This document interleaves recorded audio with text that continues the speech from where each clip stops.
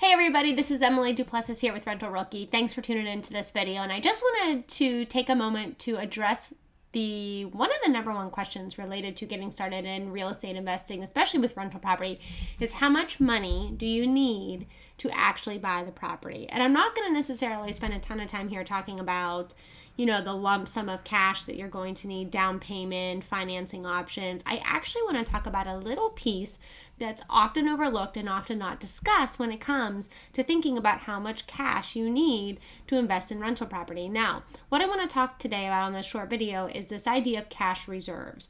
If you are going to be going to a bank and looking to get traditional financing, the bank is going to look at your ability to carry the property for 6 months, and that's what is referred to as this idea of cash reserves. The bank wants to see that you have 6 months of cash or liquid assets that can cover the PITI, principal, interest, taxes, and insurance of the property, which is essentially your mortgage payment every month. They want to make sure that you have 6 months of liquid assets that would be able to cover that property. God forbid you couldn't rent it for 6 months and be getting income for that. So on top of all of your other debts that you have and all of your other payments, would you be able to carry that for 6 months?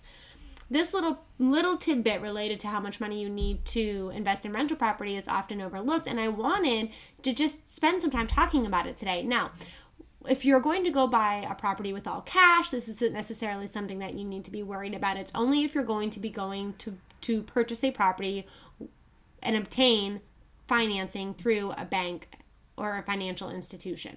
Okay, so what they want to see in terms of liquid assets. What do I mean by liquid assets? We're talking about cash, we're talking about stocks, CDs, savings accounts. So that's what they're looking for of 6 months reserves. Now, if you don't have that, they will start to look into retirement funds. However, they're only going to count 60% of the value of your account because they take into consideration the fact that there's probably going to be early withdrawal fees and taxes on top of that. And so they only will count 60% of that. That would go toward this idea of having 6 months of cash reserve. So if you don't have liquid assets of 6 months, you can be using a retirement fund. However, keep in mind it's only going to count toward 60% of the value.